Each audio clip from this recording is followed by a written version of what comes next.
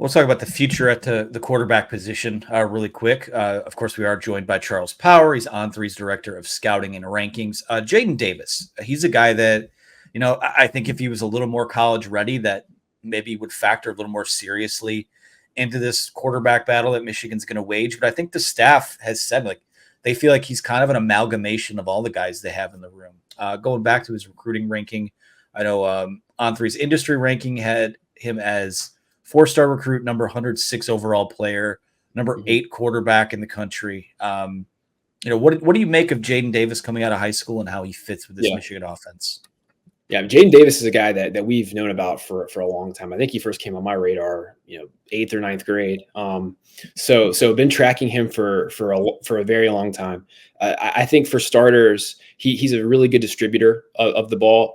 His productive passer, put up some gaudy numbers in high school, particularly his last 2 years. Once he transferred to Providence Day, could really air it out and get the ball in playmakers' hands. So I think just from a pure kind of drop back, pocket passing perspective, he's very accomplished in that regard. And I think his skills are kind of accentuated with a good supporting cast, with the receivers to get the ball to in the perimeter. And I think he is probably kind of best at just working as a distributor. I think he's very smart, understands concepts. So I think he's going to come in. He's coming into Michigan with a pretty high level of polish relative to the coaching he's received, the kind of offense he's played in, and just pretty battle tested. I think there's not going to be as much of a developmental curve for Jadyn Davis relative to a lot of the signees that they brought in kind of prior to him.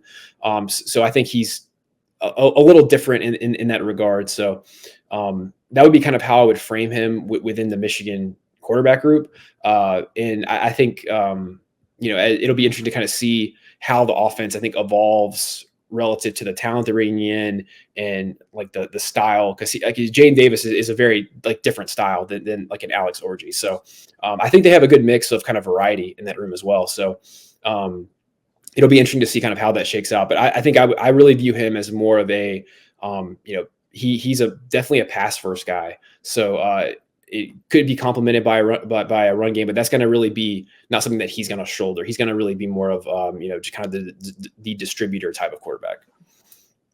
Is there a successful guy that you've scouted recently that he kind of reminds you of? The comparison that EJ and I had for him was kind of a Shay Patterson type. I think I think the interesting thing with Jadyn Davis that I think is going to probably play a role in kind of determining his ceiling is to what level is he going to be able to improvise and make plays with his legs.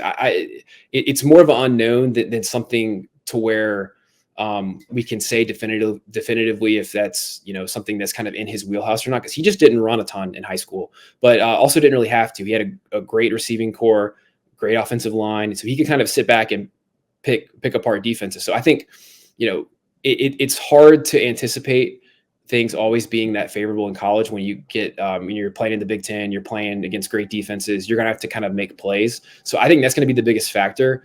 But I kind of view I think Shay Patterson has kind of been my working comp, just coming out of high school.